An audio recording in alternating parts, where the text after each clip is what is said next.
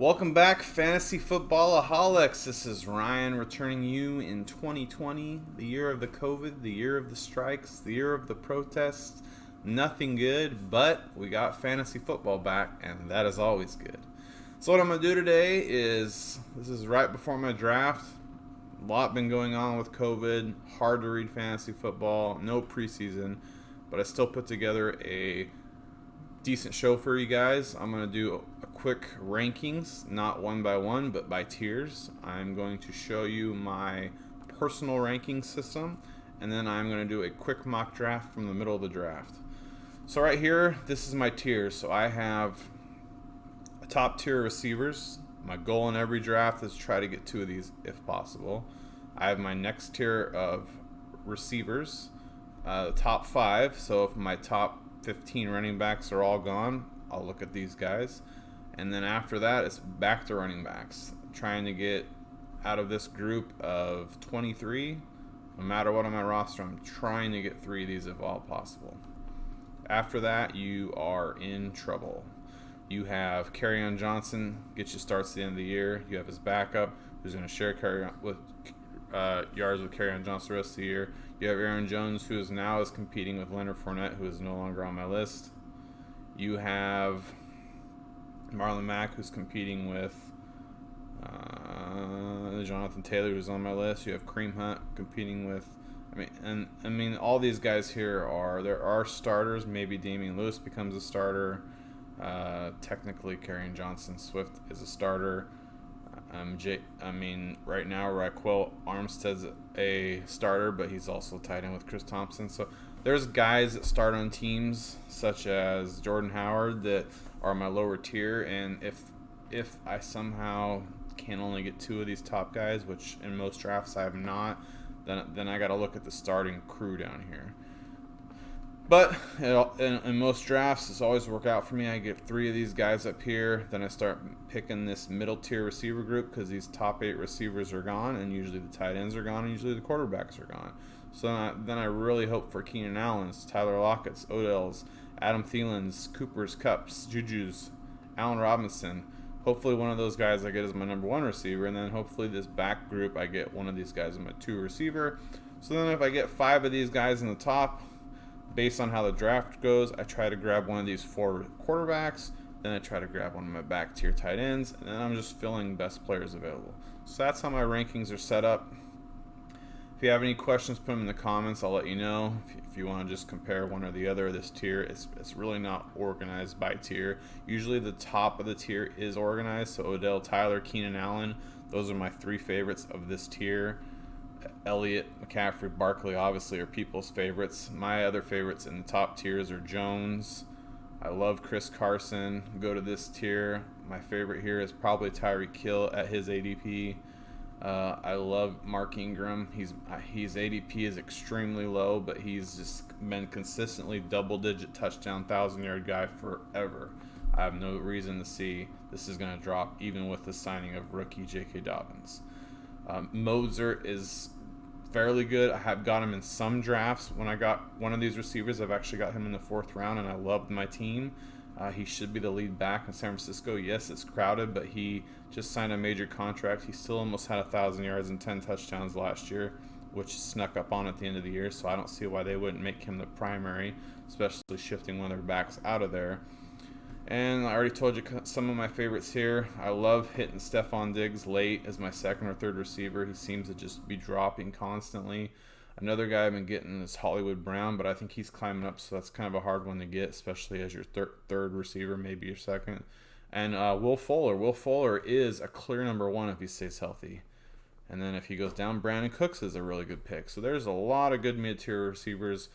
I like to go the no receiver strategy and get these guys in the 4th, 5th, 6th rounds, and it's been working extremely well for me. So my personal ranking system, I'll tell you a little bit about it. I got 5 categories. Add them up, I get a total. This is not saying my rankings on how much I like players. It's how safe I feel players are. So I rank the top guys of each position, the top ADPs, and then this is the rankings I equated for them. So health is simply a stat-based system where if you've played 16 full games for 3 years, you're a 10. For 2 years, you're a 9. For 1 year, you're an 8. If you're usually a 14 to 15 guy, you're a 7. And if you haven't really made a 16 game complete season yet, you're a 6 or a 5, depending on how my system works. I'm not going to show all the details of that. That's just the generics. Continuity is how long you've played with a team. So the longer you play with a team, this is a simple years stat. You played 5 years with a team like Julio Jones and Devontae Adams, you're a 10. You played 4 years, you're a 9. You played 3 years, you're an 8. You played 2 years, you're a 7. If you're a rookie, you're a 5. And if it's your second year, you're a 6. So this stat doesn't really tell you much, just how my rankings were working. Sustainability, how many seasons, good seasons equivalent to your ADP you've had. So for instance, Elliott's had 4 really good seasons. Mark Ingram's had 5 really good seasons. Le'Veon Bell, 5 really good seasons. Todd Gurley, 5 really good seasons. Does this mean that they're the best running backs? No, that just means they've had X amount of good years. So this is bigger compilation of stats, so you know that their stats aren't a lie. So Gurley's stats was 1,000 yards and 14 touchdowns. I mean, he didn't even get much work last year. He still put in those stats. So you can say his injury is hindering him, but who wouldn't take 1,000 yards and 14 touchdowns? So even though he's low here, his ADP, I would draft him.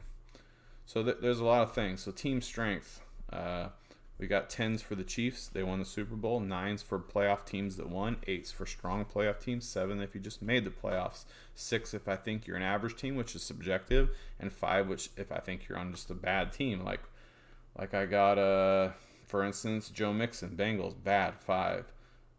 Nick Chubb, Cleveland, bad, 5. Jets, 5. Chargers, 5. I mean, you can get the picture. Falcons, bad. Saquon, Giants, bad. Stats, and this is where it got a little tricky. So I give 1,000 yards points. I give 1,200 yards points. 1,500 yards some points. I give 5 touchdowns a point. 10 touchdowns 2 points. 15 plus touchdowns 3 points. So you get the stats rating, and then you get a total and a ranking. These rankings over here I didn't mess with. I didn't have much time. This actually took longer than I thought. But the running backs, for instance, the rankings are complete. So this tells me at their spot how safe they are. So Elliott's ranking, which is the top ADP chart, he's the safest player. I would select him in the top ADPs. So in the top of the draft, he's my pick. Mark Ingram, his ADP is 3rd, 4th round. If he's there at my pick, I'm picking him. Aaron Jones, same thing. I get to the middle of the 1st round, end of the 1st round, he's the guy I'm targeting. So this doesn't say Christian McCaffrey is worse than Elliott. I think they're pretty even players, but this says that Elliott's a little bit safer than McCaffrey. This also says that, for instance, Saquon Barkley, his ADP is really high, and I like him, but you pick him, it's somewhat boom or bust. Is Saquon have more potential than, let's per se, Alvin Kamara? Aaron Jones, yes. Would I take Aaron Jones over Saquon? No. But when I drafted them at their ADP, that's how I would feel about my pick. So I use this, and if guys are close, I'll go with this. But this is just their safety. How safe are they of a player? So some of my surprises doing this was Mark Ingram. I had no expectations of him. I never wanted to draft him. The more I researched him, the more I want to draft him. Yes, he's getting older. That's the only knock on him. They drafted a rookie running back, but they've been trying to replace him everywhere he goes. He played New Orleans with Kamara and still put up numbers that were good. So I'm not afraid of Mark Ingram doing Mark Ingram things.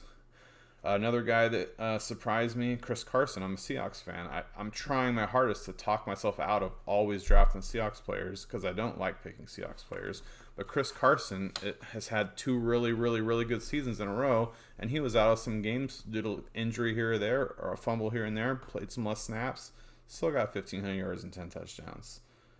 Other guys that surprised me, I really didn't expect Saquon to be so unreliable stats-wise, but he's on a bad team. He got injured last year. He hasn't done it in a long time. Makes sense to me. David Johnson, Todd Gurley, those ratings make sense, so this makes me feel like my system's working. But the problem with it is guys like Miles Sanders or James Conner, Devin Singletary, Josh Jacobs, David Montgomery, they're going to be really low because they haven't played a long time, so they can't build up these stats for continuity and sustainability. So you got to take this as they're a boom or bust because they've done it 1 year. That's the definition of boom or bust. They've only had 1 year, so it's kind of a gray area, but that's what this tells me. Over here, they're not in order, but back then, their Seahawk. Tyler Lockett was my second highest rated receiver. So, been with the Seahawks for 10 years. Played 16 games, I think every year. He tore his ACL, but that was after the season was over and got back in before the season started. He's had 3 straight good years, which means he's not 10 here, but he's done his ADP at least 3 years. His team strength, the Seahawks won a playoff game. They weren't a great playoff team. They're only an 8. And then his stats aren't the best, but his stats are comparable to A.J. Brown, Kenny Golladay, Amari Cooper Kupp, Mike Evans. They're better than Hopkins last year, better than Adams last year, as good as Julio last year. Tyler Lockett is no slouch, and he's very safe. If he's anywhere around, if I'm around that spot, I'm picking him in a heartbeat. T.Y. Hilton, same thing. Some of these guys, though, you're feeling your gut doesn't tell you what the ratings tell you. So, like Keenan Allen, I'm targeting him all the time. I love this. T.Y. Hilton, not as much. Quarterback changes constantly. He's had quite a bit of injury history. Doesn't tell us in his rating because he has completed a lot of 16-game seasons, but he's had 16-game season here, 10-game season here. And based on my ratings, if you complete a full season, you're a safe pick. Kind of unclear. This isn't the best rating system, but this is some of the stuff I got. Other players that kind of threw me to the loop, and I was really surprised. Another Seahawk, go figure. Tight end wise, I knew Kelsey was good, but after doing more research on his career, Kelsey's amazing. His stats, tight end wise, no one was better. He's on the best team in the NFL. He's done it for over 5 years. He's been on a team for over 5 years. He's never hurt. You're getting receiver production at a tight end. So I understand reaching for Kelsey. Not against that. I clumped George Kittle in my ratings that you saw earlier, but way less happy to get him. I had him last year. He was good. He helped me win I actually got first last year on my work league, so he helped me win it. But there's a lot of gray area there compared to Kelsey. Zach Ertz, ADP is a lot lower than Kittle. Done it for a long time. Very happy taking him. He was an argument with Kelsey a while ago. Stats really weren't much worse. And he's dropped in ADP. You got Mark Andrews, who rose in ADP. So there's a lot of stuff here. You got Jared Cook, veteran that's been doing it. Looked really good with the Saints last year. Been targeting him a lot.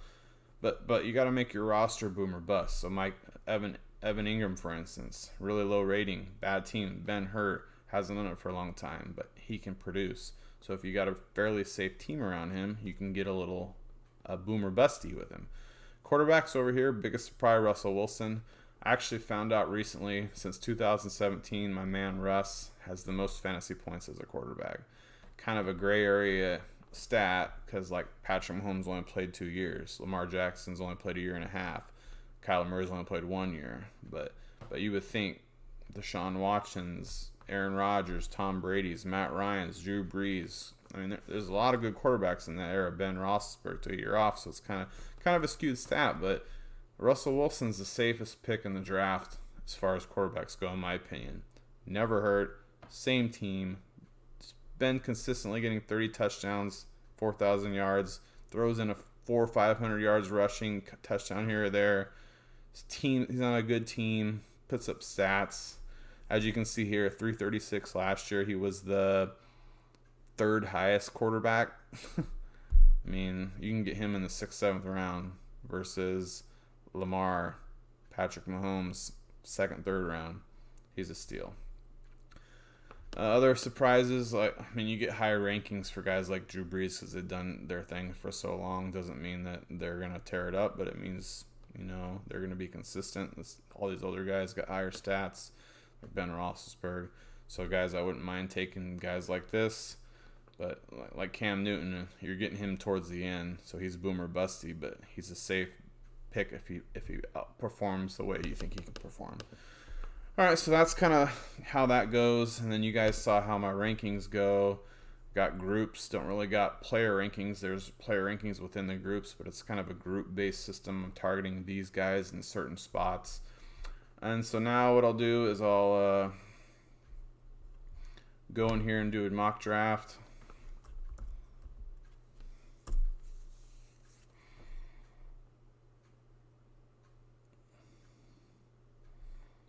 All right. So the simplest places in the draft have been the top and the bottom. And I kind of feel the same every year, right? So you're at the top, you get one of the safest players in the draft. You get a really stud running back. It comes back around. You can pick up two really solid players. Yeah, you got to wait a long time, but having that really strong running back early on is a big deal. You get such a increase that knowing you have top tier running back that is going to fight for the most fantasy points in the league. After that, you get to this mid tier in the first round. Maybe they're top, because usually whoever was top last year won't be top the next year. So you have someone that could be top. But here you get the best, one of the best running backs, and you can grab two guys that are going to be studs in your roster. So you're getting 3 of the best 25 players, and you get the best player. So one is always the dream spot for most people. But then again, the back half is good too, because you're getting 4 of the top, 5 of the top. I mean, it goes both ways for top or bottom, right? So do you want Elliott or McCaffrey, or do you want Mixon and Jones? I mean, you could argue Mixon and Jones is better, but then when you come back and you get Carson and Ingram, and they come back and they don't have a third running back, then you wish you were in the top of the draft. So it goes both ways. So I like going in the middle, because the middle is the hardest place for me to draft, because you wait between every pick, so each pick matters a little more. You can't piggyback off your pick and get 2 guys you really like. You got to pick someone knowing you have to wait and kind of guess what goes on. At the end, yes, there's tons of picks to come back to you, but you don't have to worry about that, because you got 2 guys and you just see what happens and it comes back to you. So in perfect world for me, I want to be 12 or 1. And then you shrink it in the closer you get to the middle. To me, usually 7 and 8 is the worst. 6 is pretty bad right now. Right now, 1, 2, 3 is good for me. 10, 11, 12 is good for me. Anywhere in here, ugh. So usually, so I'll play right in the middle. I think 7's a little harder than 6, because 6 you can get Kamara, Cook, or Henry. 7, you got to get what the board gives you. So we'll go from there. All right, so here we go. This is the mock draft I'm going to do for the year. This is my mock draft before my mock draft tomorrow. So this is my only one I'm going to do for you guys, and this is the only one I'm going to put on YouTube. So we'll see how it goes. So right away, Derrick Henry goes first. Derrick Henry, to me, at the top of the draft is the biggest play, right? So Derrick Henry had a huge season, and before that, he ended the season super strong. He was by far the best player in the playoffs while he was on a roll. So he could go anywhere from 8 to 1. 1 is not going to happen, but he could. If someone really loved the season, you watch him, he's a beast. But he's pretty inconsistent. McCaffrey is the ADP 1.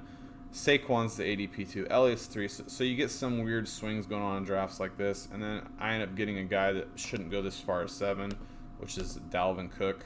Dalvin Cook has some gray area just because he was talking about contract issues, but as soon as he said he's going to play and focus on this year, the issues went away. The way the CBA works now, if you hold out, it destroys you. You have to play the next season again under the contract. It's just almost impossible. Edwards is a loose cannon. 2 of the top 3 running backs, the 2 quarterbacks on the top can go anywhere. A lot of running backs went off the board. Aaron Jones would have been a dream come true getting him back here. So like you said, the top 15 running backs, Eckler is still there. He's the only one left, so I don't even hesitate here. I pulled the trigger. You guys saw he was the last of my 15, so you have to stick to your board. So I'm picking Eckler. I had Eckler last year. He carried me through the first part of the season. Then Melvin Ingram came back, lowered his ratings a little bit. I ended up trading him because of how my team worked to get Mike Evans. So getting a good player like this, there really is no competition this year for him. He should be the guy. He catches passes. He's not the best running back as far as groundwork like a Henry or whatever, but great out of the pass game. New quarterback, dump it off to him. It's a great pick. So now we get some of these lower tier running backs gone. A lot of receivers went, which you always want to see, especially when I'm doing what I'm doing, which is a no receiver strategy. So I don't pick receivers until I have to. So then you get to this tier. So I got some pretty safe running backs. So a Gurley over a Gordon, or Gurley and Bell and Fournette and Gordon, these more risky guys. I told you I'm targeting Mike Ingram usually, but since I have been going safe so far, then I'm gonna pick Gurley. If I haven't been going as safe and I didn't have as Eckler and if I didn't pick Eckler and Cook, which both are number one running backs, both getting ton of work, and of course it auto picks me or it clicks to somebody else. Oh my god, this thing's been pissing me off. So what happens in this draft, this is my negative with this. I'm not going to start this over because this happened to me when I tried to record this earlier, so I'll just do one more quick one for you guys. So what happens is if you talk about your picks and it goes with the whole minute up, then it auto selects you the rest of the draft and you can't really get out of it. You can, but it's a pain. So I'll run more one through you. Kind of the top of the draft is the most important thing of the draft. So you guys kind of got to see what happens, and then you'll see when I redo this draft how the top will probably be more realistic. And this also gives you some variance because it's kind of good to see how the draft goes out. I mean, it's unfortunate I'm going to have to start this over, but it's better. It doesn't hurt. You get to see somehow the start of the draft goes. We're going to do this again really quick. Can't talk about players as long, but I already talked about a lot of them. So this kind of gives you a little preview of how the draft works, how it goes, how it starts out, how it can go. All right, so since I just 7, I'll switch to 6, just switch it up a little bit, a little variance, but you're gonna see how the draft start is gonna change because this is computer generated, so it should go a little bit more realistic. And once again, it goes Christian McCaffrey, and there is variance to some players, right? So this is an even bigger dream, right? So my number one target in the draft is Elliott. So if Elliott's wherever I'm at, I get Elliott. I mean, it's a dream come true. Elliott would never go to 6, but when you draft against the computer does a little weird things. I'm not really sure how it works. Every ADP, it probably has a percentile, right? Like Clyde Edwards is drafted 3rd 5% of the time, and I just happen to be on board with the 5% of the time. And Kamara, maybe might get drafted 1% of the time, and it just happens the odds went like that. So usually you draft, and it's McCaffrey, Elliott, Barkley, 1, 2, 3.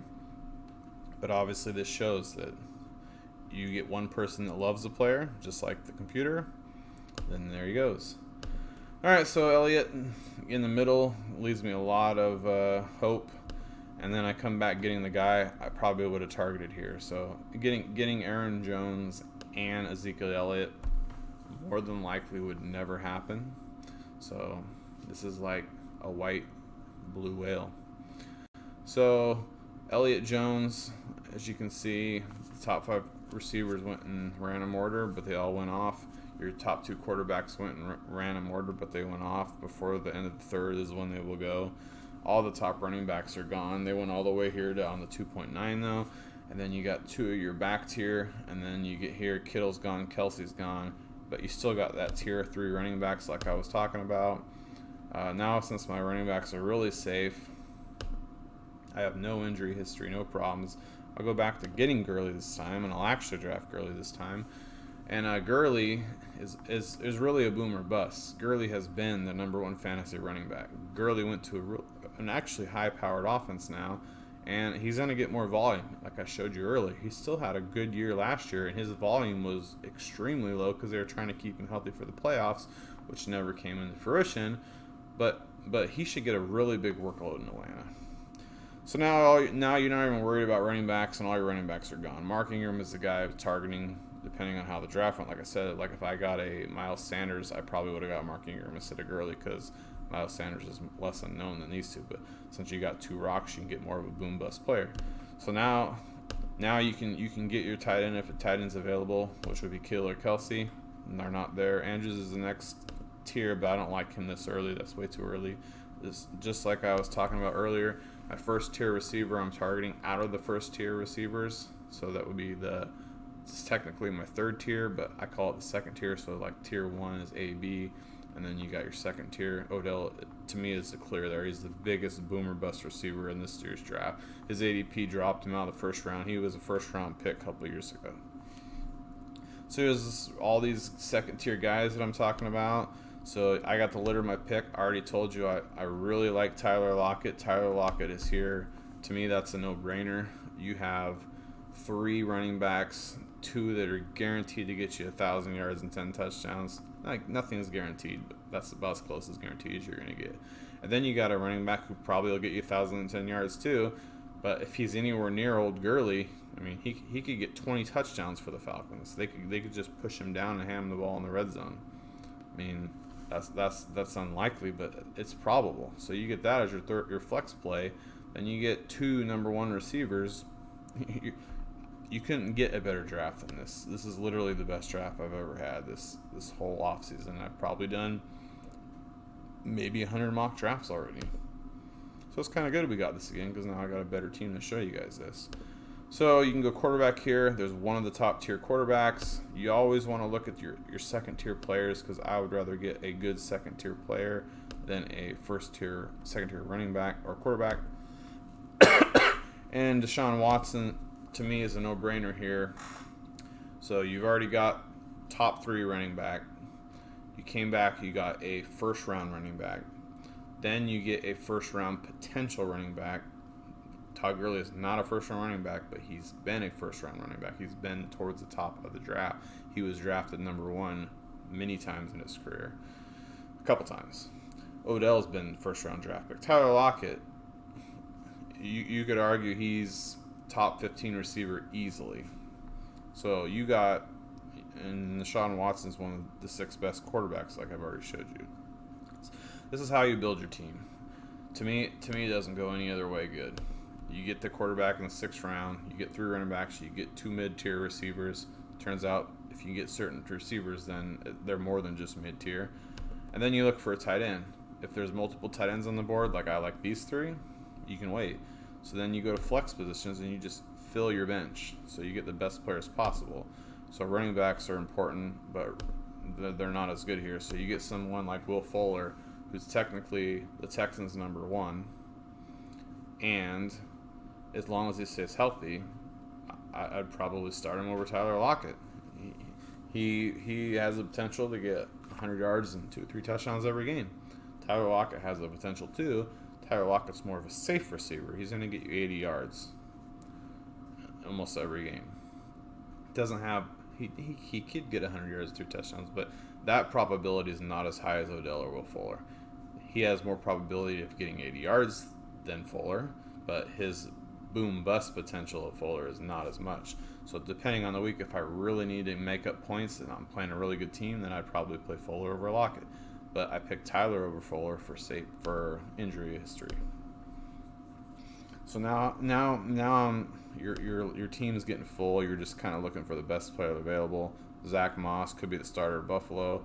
It's always good to have a backup running back in your roster that can play. So if I can get a Mark Ingram as a 4th running back, that's the perfect center. I have got that a few times. As you can see, I almost was able to get Singletary, Moser, or Montgomery. So I get one of those, I would have picked him over Odell. Because then if one of your running backs go down, you're not scrambling the rest of the year trying to fill your flex. You still have a starter to plug and play. Zach Moss technically is behind Singletary, but he's more of an every down back than Singletary. I would not be surprised mid-season if Moss is getting more fantasy points than Singletary. Start of the year, it won't happen, but I have him in case Gurley goes out. And since I got him, later on I'm going to want to draft a study running back, like a James White, maybe Darrell Henderson, someone I think that's going to be starting all year. Maybe not going to be a workhorse, but it's going to be able to give me 8 points in a pinch. So then there's receivers like Sanders. If I didn't have 3 receivers already, I would do that. Now we go to the next tier of tight ends. Cook and Higbee are both there. I'm going to pick Cook. Cook ended the year really good for the Saints. Breeze in the past loves to go to tight ends. He loves to go to older tight ends. Ben Watson. Jimmy Graham wasn't a young spring chicken towards the end. So he doesn't mind going older tight ends. Hey, my guys aren't open. I know where Cook's going to be. He's not super fast. He's not going to make a lot of separation, but he's going to be where I need him to be. Therefore, he's a good pick in a Drew Brees offense. Especially when Drew Brees is losing arm strength, tight ends and running backs start looking a lot better. Hence why Camaro is even a better pick this year, especially if he signs before the season, because Brees is going to be dumping the ball off. So now I've got boom or bust receivers. And I'm still trying to fill out running backs. It's really important. Damien Harrison, a lot of hype at him in camp from New England. Technically, Sony Michel's a starter. Technically, James White's the third down back. But if you've ever watched New England, they don't care about names. They don't care about anything there. They just play with whatever's working. And all beat reports say Damien Harris is tearing up in camp. So Sony Michel starts the season banged up, which he is. Damien Harris might start week 1 as the main running back. I'm not going to play him right away, but between him and Zach Moss, I might have a running back that's a starter, or at least 2 guys that can give me potential if Gurley goes out. And it's better to stack running backs than receivers, because receivers are a dime a dozen. You can pick up starting receivers in waiver wire all day long. Starting running backs, once you're out of them, they're done. Unless someone just pops and is a free agent, and then it's a rush to see who gets him. I want to pick another starting receiver in case I have Will Fuller goes out immediately and Tyler Lockett goes down, or Odell goes down, whatever the case may be.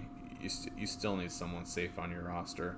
I like to always get 1 running back and 1 receiver middle towards the end of the draft that I know if something happened, I have a starter I know that's going to get me 8 points. 8 points is kind of the target you're going for. 80 rushing yards, 80 receiving yards, that area. Touchdowns, you don't want to worry about that. You just want some consistent player in case you have all hell breaks loose and you get 2 injuries. Then you have someone you can play with, and you're not scrambling to throw in somebody that's on the waiver wire that's there for a reason. They're not a starter. They're just a backup. So here you're still looking for whatever. If you don't see something you don't like, you can always get a kicker or defense early. Honestly, it sounds weird, but I always prefer getting kickers over defenses. This is kind of awkward on my laptop, so I'm not going to scroll down to find some super weird, crazy pick that no one knows about. I'm just going to kind of scroll through and show you what I would look for. So Raquel Armstead, this is another strategy. Like I just told you, I'm going to try to get running backs to potentially be starters. So Raquel, because of the trade for a release of LeGarrette Blount or Leonard Fournette, is a de facto running back. He's going to be splitting time with Chris Thompson. Who knows which one of those are actually going to get the bulk of the carries. But all reports say Raquel's going to be the back. Chris Thompson's going to keep his role as the third down catching back. So, hey, if Raquel rips it, he could just be the running back all year long. So, I like targeting him here. The last pick of your draft, once you get to this point, you're boom or busting. You're getting guys, flyers. You might get good old backups. But I feel like it's really important to get a good kicker. I don't know how many games I've won or lost due to my kicker being bad or good. So getting a kicker, especially on a high potent offense, is really important. So Harrison Bucher, he's on the best offense in the league. He's going to have the most opportunities for extra points, which it's only 1 point, but you score 4 or 5 touchdowns a game, that's 5 points. You make 2 field goals, you're double digits as a kicker. You get a bad team kicker, yes, your opportunities for more field goals goes up, but your opportunities for points go down. You always want offenses that are just explosive as your kicker. I've tried doing the bad team, more field goal. but the bad teams don't get to the red zone. It doesn't work that way. Good teams will get to the red zone. Maybe they'll have a bad night and get a lot of field goals too. But they're still moving the ball. So then you can go back and get your defense. If there's someone in the flex spot that you really like, you can get them. But I feel like the last 2 rounds, just pick your defense and kicker before your last round, and then after that you can kind of you just pick a flyer player. It's gonna be a player that you're using in waiver wires anyway. So if I could scroll down, I probably would pick the Seahawks. I'm not picking the Seahawks because I'm a fanboy. I just really think they're that improved. But Green Bay is a good pick. They got 2 good defensive ends. They have a good overall defense. You saw that in the playoffs. The defense carried them in the playoffs. And so my last pick of the draft, just gonna go to flex. You're gonna get the best player available.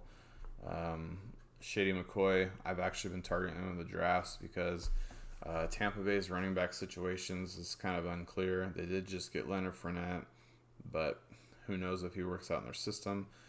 Shady McCoy, we know what he can do. He hasn't done it in a long time. He's older, but he can catch the ball. He can do what Brady wants running backs to do. So I've been picking up in a lot of drafts at the last pick of the draft just to see. And in your drafts, your last pick is your waiver fodder, right? So I got Moss, Harris, Armstead above him. I'm probably not going to cut those guys because I need a boom or bust guy in case I get injuries. McCoy, if McCoy pops, then I can drop one of the rookies and use one of those rookies as fodder if they're not showing any promise. You got to build your roster like that. You need top tier talent at the top. You need some boom or bust potential like Odell Beckham. Doesn't get any boom or bustier than that, even though he's safe. You need safe players like Tyler Lockett. You need boom or bust players like Fuller. You need safe running backs like Elliott. You need boom or bust running backs like Kareem Hunt. You gotta mix your roster up of boom or bust versus safe picks. Safe picks are great. Getting 10 points a week is great. I won last year by getting 100 points every week. But I've also won the championship. I got second place, but I won the points championship because I had so many boom or bust players. When you get guys that can pop and get you 25 to 30 point games from running back or receiver positions, you're going to win your league. If you just get a bunch of guys that score 8 to 10 points, you have a chance to win because I won like that last year. But the easiest way to win, the most consistent way to win, because I've played this league now and got top scoring or top payouts, top 2 payouts, three or 4 years out of 6. And 3 of the years is just because I had teams that could just pop and get me 150, 160 points. And that'll win you playoff games. That'll win you weeks, even when you go against teams that play well, that they play better than they're expected. And if you have a bad week and get 80, 90 points, you can still win. Yes, you can go with the safe team, just pick all the safest players and get 100 points every week, but you're not going to win the points title. You can win the playoffs, but every week you got to hope that their boom or bust players don't boom, they bust. So that's how you construct your roster. Try to get kickers early. Kickers are really important in the league. Kickers always win you games. Defenses, from year to year, it changes. So the Niners, obviously, really good defense. They lost a couple pieces. Losing a couple pieces makes them a mid-tier defense. They're also in a good division. The Ravens are in a bad division, but the Ravens just lost their free safety. The Pittsburghs are in a bad division, but Cleveland could get better. Cincinnati's got a new quarterback. I mean, it's kind of good to pick defenses that are in bad divisions because they played bad teams twice. But you never know. So defenses aren't as big as kickers. So kind of pick a defense you like that you know is good. But usually you want to pick a defense that's in a bad division that's a good defense. Can get guys that can get a lot of sacks like just any big defensive end stars that can get 20 sacks a year is always good. So that's the end of the mock draft. That's the end of my rankings. That's the end of my one and only fantasy this year. If you have any questions, leave them in the comments. Just as always, like my video, subscribe if you haven't. And this is Fantasy Footballers Commissioner Ryan Rutherford, and good luck in your draft.